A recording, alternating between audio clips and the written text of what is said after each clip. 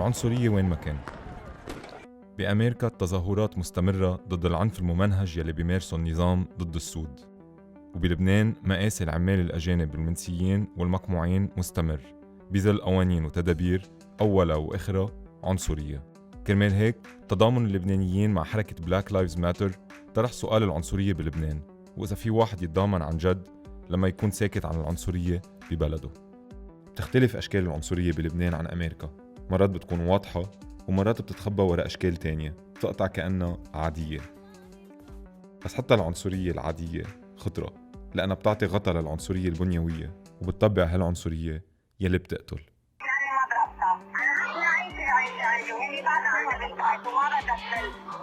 في ناس بتفتخر بعنصريتها وعنصريين بلبنانيتنا. جبران باسيل بيستعمل كلمة عنصرية حرفياً.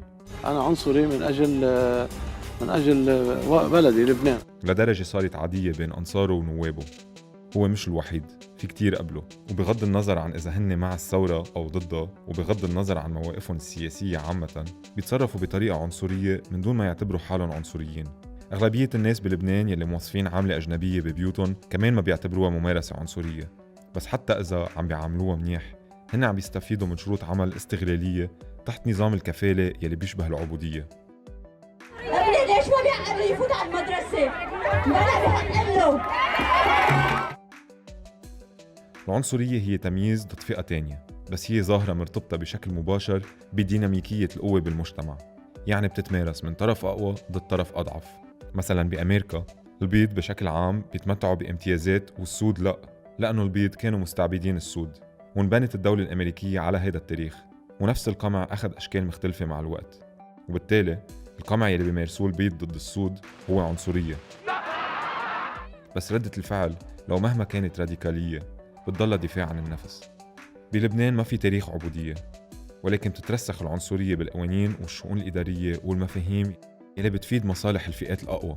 بالوقت يلي العامل اللبناني بيخضع فيه لقانون عمل بيحفظ له حقوقه، العمال الأجانب خاضعين لقانون الكفالة، ما بيقدروا يشتغلوا بلبنان من دون كفيل لبناني. يعني العاملة المنزلية ما بتقدر تعيش أو يكون عندها بيت أو وظيفة أو عائلة من دون ما تخضع مباشرة لشروط الكفيل، وإذا الكفيل ما عاد بده العاملات قادر بكل بساطة يكبهم على الطريق. يمكن هالشروط مألوفة، لأنه الفرق الوحيد بينه وبين العبودية هو المعاش يلي عادة بين 200 و 300 دولار يلي بيقبضوها العاملات. مع الكورونا والانهيار الاقتصادي هالمعاش إما فقد قيمته إما اختفى، وتحولت الكفالة فعلياً لعبودية.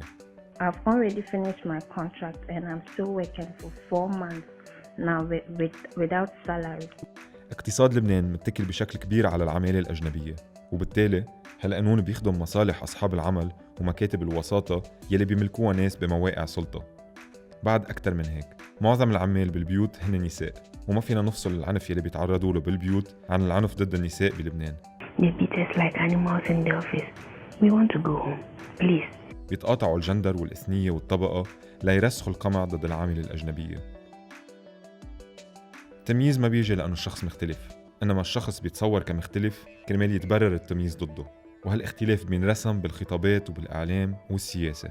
أوضح مثل هو الفلسطينيين والسوريين، وهن ضحايا أبشع أشكال العنصرية بلبنان، واثنيناتهم تصوروا كمختلفين نتيجة أحداث تاريخية وحسابات سياسية.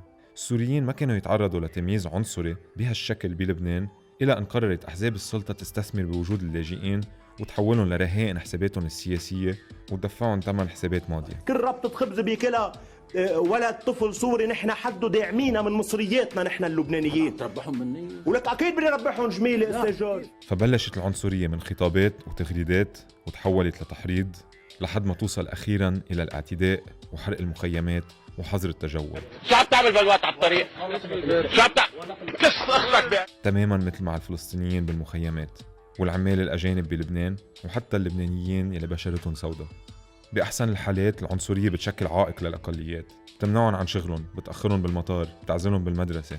بس حتى هيدي الأمور سطحية مقارنة بوجوه العنصرية التانية يلي بتتحرش وبتضرب وبتعتقل وبتقتل وبتغطي على المجرم وحتى بتقدم له مكافأة. العنصرية العادية منا إلا وجه تاني لعنصرية وحدة، بتلمع لها صورتها وبتبررها وبتسكت ضحاياها بس يقولوا لها ما عم فيني أتنفس. العنصرية وين ما كان، من أمريكا لفرنسا للصين لمصر وللبنان ولغيرهم، وبتخلق من عوامل سياسية وتاريخية واقتصادية. بالتالي بتختلف أشكالها من مجتمع للتاني، بس وين ما وجدت العنصرية بتقتل، ويلي بيسكت عنه بيكون شريك بالجريمة.